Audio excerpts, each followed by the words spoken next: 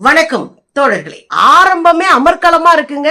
அரசியல்லாம் இதெல்லாம் சாதாரணமாப்பா அப்படின்ற ரேஞ்சுக்கு இன்னைக்கு பரபரப்பா ஒரு ஆடியோ ரிலீஸ் ஆகி சமூக வலைதளத்தை அதிர்ச்சிக்கு உள்ளாக்கி இருக்கு. அப்படி என்னன்னு கேக்குறீங்களா? அடுத்த மாசத்துல நடிகர் விஜய் அவர்கள் பரப்புரை பிரச்சாரம் செய்ய போறாரு. இந்த பரப்புரை பிரச்சாரம் செய்ய போற விஜய் வரட்டும், நாங்க வச்சு செய்யறோம் அப்படின்னு அழுகுன முட்டைய எடுத்து சர்ன்னு அடிக்கிற அடியில விஜய் தெரிச்சு ஓடணும்டா அப்படின்னு உட்கார்ந்து ஒரு ரஜினி ரசிகர்கள் குரூப் ஒரு பிளான போட்ட ஆடியோ தான் இன்றைக்கு வைரல் ஆயிருக்கு. நமக்கு என்னன்னா, இந்தியாவுல பேசப்பட வேண்டிய அரசியல் ஏராளமா இருக்கு. ஆனா இளைஞர்களும் ஒரு 40-45 இருக்கிற மிடில் ஏஜ் குரூப்பும் ஏன் இப்படி இருக்கிறாங்கன்னு எனக்கு புரியவே இல்ல. அரசியலை விட்டுட்டு ஏதோ ஒண்ணு செஞ்சிட்டு இருக்கிறாங்க அப்படின்னு ரொம்ப வருத்தமாவே இருக்கு. யாரா பேசினா அப்படின்னா, எக்ஸ் தளத்துல நம்ம ஸ்பேஸ் இருக்கு, உங்களுக்கு தெரியும். நிறைய கூட்டங்கள் நடக்கும், நிறைய பேர் அதை கேட்பாங்க, நிறைய கலந்துரையாடல் விவாதங்கள் பண்ணுவாங்க, புத்தகங்கள் குறித்த விவாதங்கள் நடக்கும். நல்லாதான் இருக்கு. எந்த அறிவியல் சாதனமும் தப்பானது கிடையாது. ரொம்ப நல்லா போயிட்டு இருக்கு. நிறைய ஆக்கப்பூர்வமான விஷயங்களும் அது நடந்துட்டே இருக்கு. யாரையாவது திட்டணும், வைக்கணும், யாரையாவது காலி பண்ணணும், யாரையாவது முடிச்சு விடணும்னாலும் அதுல ஒரு சில்லற கூட்டமும் உட்காந்து அந்த வேலையை செஞ்சுட்டே தான் இருக்கு. இதெல்லாம் தனியா போயிட்டு இருக்குங்க. இன்னைக்கு பரபரப்பான அந்த ஆடியோ என்ன சொல்லுது அப்படின்னா, ரஜினிகாந்தோட ரசிகர்களா அவங்க அப்படிதான் பேசுறாங்க. அவங்க என்ன சொல்றாங்கன்னா, அடுத்த மாசம் 2ஆம் தேதி அல்லது 8ஆம் தேதிக்குள்ள விஜய் நம்ம ஏரியா வருவாரு, வந்தாருன்னா எப்படி ட்ரீட்மெண்ட் இருக்கணும் அப்படின்ட்டு எக்ஸ்ல இருக்கிற ஸ்பேஸ் தளத்துல உட்கார்ந்து பேசுறாங்க. அதுல அவர் பேசுறவர் என்ன சொல்றாருன்னா, நம்ம முட்டை அடிக்கிறோம். என்ன முட்டை அடிக்கிறது? ஒரு முட்டை 6 ரூபா 50 காசு. எப்படி பொருளாதாரமா இருக்கானுங்க பாருங்க இந்த பசங்க. 6 ரூபா 50 காசு. நாம நாமக்கல்லே போய் மொத்த விலைக்கே அழுகுன முட்டையை எடுத்தோம்னா 1 ரூபா 50 காசு கொடுத்துருவானுங்க. நாம என்ன பண்றோம், ஒரு அக்கௌண்ட் ஓபன் பண்ணி அதுல எல்லாரும் காசை போட்டு அதுல இந்த முட்டைய கொள்முதல் பண்றோம்.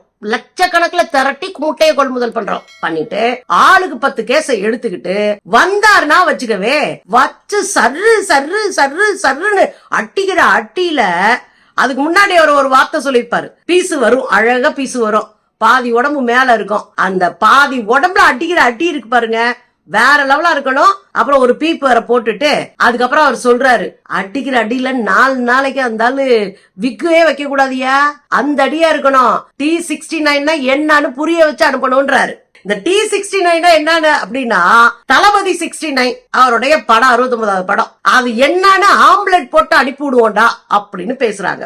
ஆக ரஜினி ரசிகர்களுக்கும் இந்த விஜய் ரசிகர்களுக்கும் ரொம்ப நாளாவே காண்டில சண்டை போட்டுட்டு அலைகிறாங்க. ரஜினி சூப்பர் ஸ்டார் பட்டம் எப்படி வந்துச்சுன்னு ஒரு கதை சொல்ல, ரஜினி ஒரு கழுகு கதை சொல்ல, அப்புறம் விஜய் ஒரு காக்கா கதை சொல்ல, திரும்ப ரஜினி தன்னுடைய படத்துல உங்க அப்பா விசில பார்த்தவேன்னு பாட்டு வைக்க, மாறி மாறி மாறி மாறி அடிச்சுக்கிறாங்க. அதுல ரஜினி ரசிகர் ரொம்ப இதா இருக்கிறாங்க. விஜய் எல்லாம் கூப்பிட்டு தன் ரசிகர்களுக்கு சொல்லி கொடுக்கணும், கத்து கொடுக்கணும், வயசு வித்தியாசம் பார்க்காம அவங்க பாட்டுக்கு பேசிட்டு தர்றாங்க. இது தவறு. இப்படியே போனா தமிழ்நாட்டுல விஜய்க்கு ஓட்டு கிடைக்காம ஆகிரும். ஏங்க, விஜய் யாரு, ரஜினி யாரு? அந்த அம்மா ஜெயலலிதா அவங்க வீட்டுக்கு பக்கத்திலே உட்கார்ந்துகிட்டு 90கள்ல ஜெயலலிதா ஆட்சிக்கு வந்தா தமிழ்நாட்டை கடவுளாலும் காப்பாத்த முடியாதுன்னு சொன்னவர் ரஜினி. அந்த தைரியம் இருக்கு அவருக்கு. ஆனா விஜய் யாரு? தலைவா படத்தை ஓட்ட முடியல, அதுல சர்ச்சையாயிருச்சு, அதுல சிக்கலாயி போச்சு. உடனே போய் கைய கட்டி அந்த அம்மா வீட்டு வாசல நின்னவர் தானே இவரு. இவரெல்லாம் பேசலாமா அப்படின்னு ரஜினி ரசிகர்கள் பேசுறாங்க. வேற லெவலா இருக்கா? ஆக ரஜினி விஜய் அப்படின்ற ஒரு சண்டை திரைப்படங்களை எப்படி ஓட்டுறதுல, திரைப்பட வசூல்ல, திரைப்படம் எப்படி வந்துக்குன்றதுல இப்படிலாம் சண்டை நடந்துட்டே தான் இருக்கு. அஜித் ரசிகர்களுக்கும் சேர்த்துதான் சண்டை. இதுல அஜித் தெளிவானவரா இருக்காரு. உன்னை நான் ரசிகர் மன்றமே வைக்க சொல்ல, ஓடி போயிரு அப்படின்னு மிச்சு அனுப்பி விட்டாரு. அவர் ரொம்ப தெளிவா இருக்காரு. அவருக்கு எது சரின்னு படுதோ அதை செஞ்சுட்டு போறாரு. விஜய் அரசியலுக்கு வந்துட்டாரு, அதுவும் பிரச்சனை கிடையாது, அது தப்பே கிடையாது. அரசியல்ல யார் வேணாலும் வரலாம். இந்தியாவில இருக்கிற குடிமக்கள் யார் வேணாலும் அரசியலுக்குள்ள தன்னை அர்ப்பணிச்சுக்கலாம். அதுல விஜய்க்கு தப்பே கிடையாது. ஆனா எங்க பிரச்சனையா இருக்குன்னா, இந்த ரசிகர்கள் கூடி அடிச்சுக்கிறது இருக்குல்ல, அங்கதான் பிரச்சனையாவே இருக்கு. சமூக வலைத்தளங்களை கூட மட்டு மரியாதை இல்லாம அசிங்கமா இப்பயே விஜயுடைய ரசிகர்கள் எழுத ஆரம்பிச்சிருக்கிறாங்க. ஏன் அதை நான் இன்சிஸ்ட் பண்ணி சொல்றேன்னா, ரஜினி ரசிகர்கள் எழுதுனா ஒரு ரசிகர் மன்றமா போயிரும். விஜய் ரசிகர்கள் அவமானப்படுத்தினா, எதிர்த்தரப்புல இருக்கிற பெண்களை இழிவு செஞ்சா, இந்த நாம் தமிழர் கும்பலோட சேர்ந்துகிட்டு கழுவி விட்டா, இது விஜய்க்கு பின்னடைவை உருவாக்கும். விஜய் அரசியல்ல ஒரு பெரிய ஓட்டைய போடும். இத விஜய் புரிஞ்சுக்கிட்டு தம்பிகளை அரசியல் படுத்த வேண்டிய பொறுப்பு விஜய்க்கு இருக்கு. ஏன்னா அவர் அரசியலுக்கு வந்துட்டாரு, கட்சியை ஆரம்பிச்சிட்டாரு, தமிழக வெற்றி கழகம்னு. அடுத்த தேர்தலை நிக்க போறேன்னு அறிவிச்சிட்டாரு. 2026 எலெக்ஷன்ல மக்களை சந்திக்க வேண்டி இருக்கும். இந்த இடத்துல அவர் இதை திருத்திக்கலன்னா இத நாம எல்லாம் பேசுவோம், நான் உட்பட பேசுவேன், மேடையில நாங்க உட்பட பேசுவோம். அது இவங்களுக்கு பின்னடைவா இருக்கும். அத முதல்ல சரி செஞ்சுக்கணும் விஜய் அவர்கள். ஏற்கனவே விஜய் மேல தலைக்கு மேல கத்தி தொங்குதுங்க. ஆதவர்ஜுனா அரசியல்னா ஆனாவனா தெரியாம பணத்தை வச்சு ஆள் பலத்தை வச்சு தனக்கு இருக்கிற தொடர்புகளை வச்சுக்கிட்டு தன்னை ஒரு ஆளா காமிச்சிட்டு தர்றாரு ஆதவர்ஜுனா. அவர் எங்க போனாலும் பஞ்சாயத்து ஆயிரும், எங்க போனாலும் தன்னை நிலைநிறுத்திக்கிற எதையும் காலி பண்றதுக்கு ரெடியா இருக்கிற ஒரு நபர் தான் ஆதவர்ஜுனா. நம்ம வெளியே இருந்து பாக்குறத நம்ம சொல்றோம். அவர் என்ன பண்ணிருக்காரு ஆதவர்ஜுனா? நேத்து பிரசாந்த் கிஷோரை கூட்டிட்டு வந்துட்டாரு. யார் இந்த பிரசாந்த் கிஷோரு? வியூக வகுப்பாளர். வியூகத்தை தேர்தல்ல எப்படி நிக்கணும், எப்படி மக்களை அணுகணும், எப்படி ஓட்டு கேட்கணும், என்னென்ன வேலை பார்க்கணும், இதெல்லாம் சொல்லி கொடுத்துட்டு பல 100 கோடி ரூபாயை அரசியல் கட்சி கிட்ட வசூல் பண்ற ஒரு பார்ப்பனர். இவரு சொந்த கட்சி ஆரம்பிச்சு, பீகாருக்கு தான் இவருடைய சொந்த ஊரு, சொந்த கட்சி ஆரம்பிச்சு இடைத்தேர்தலை இப்ப நின்னு மொத்தமா காலி, சுத்தமா ஓட்டை வாங்க முடியல, டெபாசிட் காலி இவருடைய கட்சி. இந்த லட்சணத்துல இவர் வியூகம் வகுக்கிறார். ஒண்ணு. இன்னொரு, அங்க நடந்த மாணவர்கள் அரசுக்கு எதிராக போட்டி தேர்வுகள்ல ஒழுங்கா இருக்கணும், ஊழல் நடக்க கூடாதுன்னு மாணவர்களும் இளைஞர்களும் செய்த போராட்டத்துல இவர் போய் உட்கார்ந்துகிட்டு நிறைய வேலை பார்த்தாரு. வியூக வகுப்பாளர் இல்லையா, அதனால வியூகத்தை வகுத்து கதற விட்டாருன்னு வச்சுக்கோங்களேன்.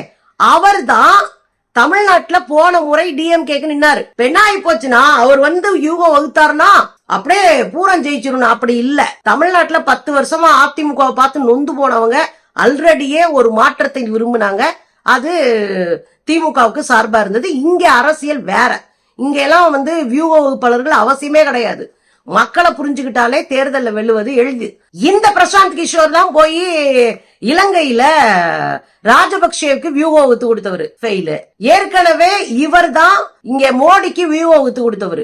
அதுல ஓகே, முதல் முறை ஓகே, அப்புறம் ஃபெயிலியர். போன முறை மோடி 400 இடங்கள்ல ஜெயிப்பாருன்னு இவர் தான் நெஞ்ச நிமித்திக்கிட்டு டிவியா போய் பேட்டி கொடுத்துட்டு இருந்தாரு. கடைசியில பார்த்தா அது நம்மள சொன்னாரு, இது இல்லன்னு சொல்றவங்க எல்லாம் தண்ணியை குடிச்சிட்டு உட்காருங்க, 4ஆம் தேதி தெரியும்னாரு.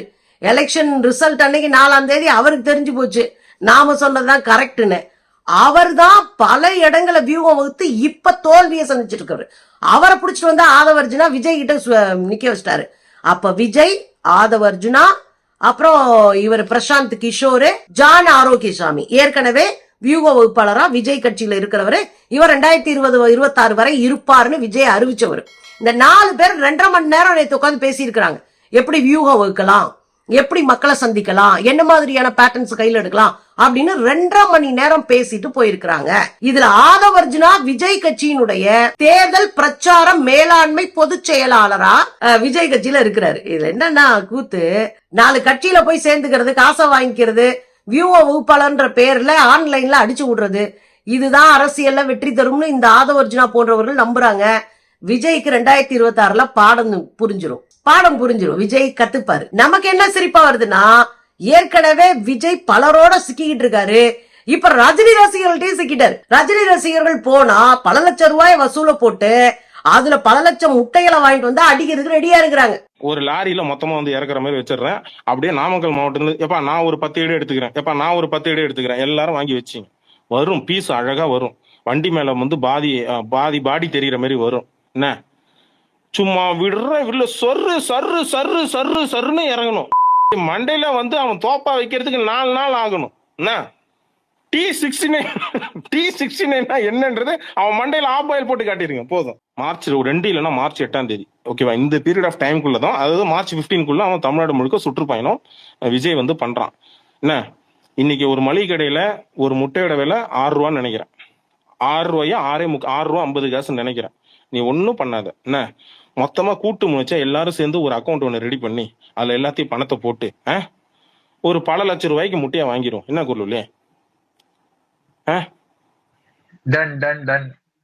இது நம்மளால முடிஞ்ச ஒரு சின்னதா ஒரு சேவை. என்ன நாமக்கல் மாவட்டத்துல இந்த ரேட்டுக்கு எடுத்துருவோம். ஹோல்சேல் ரேட்டுக்கு எடுத்துட்டு, நாமக்கல் மாவட்டத்துல முட்டை ரொம்ப ஃபேமஸ். என்ன நமக்கு தெரிஞ்ச பையன் இருக்கிறாங்க, பண்ணை இருக்கு. என்ன அழுகி போன முட்டைனா அது ஒரு ரேஞ்சு 7 ரூபா வருது, அதுல 1.5 ரூபா தான் வரும். என்ன சொல்ற? நான் ரஜினி ரசிகர்களுக்கு ஒன்னே ஒண்ணுதான் சொல்லுவேன், இது இல்ல அரசியல். உங்களுக்கு விஜய் மேல வெறுப்பு இருக்கு, நீங்க ஒரு ரசிகரா அவரை வெறுக்கிறீங்க அப்படின்னா அந்த பக்கம் உங்க ஊர் பக்கம் வரும்போது கருப்பு கொடி காட்டுங்க, ரோட மறிங்க, முற்றுகை இடுங்க. இதுதான் போராட்ட வடிவம். முட்டை அடிக்கிறது இல்ல போராட்ட வடிவம். அது தமிழ்நாட்டுக்கு ஆகாது. ஏன்னா தமிழ்நாடு அறிவு சார்ந்த பூமி. நம்ம அண்ணன் சீமான் மாதிரி அறவேக்காடா எதையாவது உளறிட்டு போறதுக்கு. நமக்கு ஒரு அரசியல் தெளிவு இருக்கணும். உங்களுக்கு விஜய் ஜெயிக்க கூடாதுன்னு முடிவு பண்ணிட்டீங்கன்னா மக்கள்கிட்ட வசூல போட்டு தெரு தெருவா பிரச்சாரம் பண்ணு, தெருமுனை கூட்டம் நடத்து, 10 சேர போடு, ஒரே ஒரு மைக்கு, ஒரு ஆம்பிளிஃபயர், ஒரே ஒரு ஸ்பீக்கர், முடிஞ்சிச்சு. பேசு, விஜய் என்ன பண்றாரு எதிர்ப்ப பேசு, மக்கள்கிட்ட விழிப்புணர்வு ஏற்படுத்து. அதான நியாயமான வழியா இருக்கும். முட்டை அடிக்கிறது எப்படி நியாயம்? அதுவும் பல லட்சம் ரூபாய் வீணாக்கிக்கிட்டு. அதனால யாருக்கு என்ன லாபம்? பல லட்சம் ரூபாய்க்கு போய் நீங்க நாமக்கல்ல முட்டை எடுத்துட்டு வந்து அதை வச்சு அடிச்சு என்ன அரசியல் பண்ண போறீங்க? அதனால உங்க இயக்கத்துக்கோ உங்க ரசிகர் மன்றத்துக்கோ உங்களுக்கும் என்ன லாபம் கிடைக்க போகுது? நீங்க விஜய வீழ்த்தணும்னா அரசியலா வீழ்த்த ட்ரை பண்ணுங்க. ஏன்னா அவர் தான் அரசியல் கட்சி இது பண்ணிட்டார்ல. அப்ப தினந்தோறும் சமூக வலைத்தளங்கள்ல விஜய் என்ன பண்றாரு, என்ன செய்யணும், எந்த இடத்துல தோத்துருக்காரு, அவருக்கு என்ன அரசியல்னு எழுது. அது ஒரு அரசியல் தான். இல்ல மேடையை போட்டு பேசு, உன்கிட்ட காசு நிறைய இருக்குன்னா பெரிய மேடையை போடு. இல்ல ரோட்ல போய் நின்னு ஒரு பொதுவான ஜனங்களுக்கு மத்தியில பிரச்சாரம் பண்ணு. இல்ல துண்டு பிரசுரம் அடிச்சு கொண்டு போய் எல்லார் கையிலையும் கொடு. எக்கச்சக்க வழி இருக்கு தம்பிங்களா. இது மாதிரி முட்டை அடிக்கிறதெல்லாம் ஒரு வழியே கிடையாது. அது தேவையில்லாதது. நம்மளை இழிவுபடுத்திக்கிறது. முட்டை அடிச்சு அவங்களை இழிவுபடுத்துறதுல நம்மளை இழிவுபடுத்திக்கிறது. சோ விஜய்க்கு எதிராக இருக்கணும்னா நீங்க போராட்டங்களை செய்யுங்க. முட்டை அடிக்கிறது அசிங்கம். விஜய்க்கு அசிங்கம் கிடையாது, அது நமக்கு தான் அசிங்கம், நம்ம மண்ணுக்கு தான் அசிங்கம். நம்ம ஒன்னும் அப்படி கூறுகட்ட அரசியல் இல்ல. நாம தெளிவான விடுதலை அரசியல் பேசுறவங்க. சோ தம்பிங்க, இதோட இந்த ஒன்னும் உருப்படாத இந்த திட்டமிடல் எல்லாம் தூக்கி வெளியே வச்சுட்டு கம்பீரமா நின்னு ஓட விட்டு அடிக்கிற அரசியலை பாருங்க.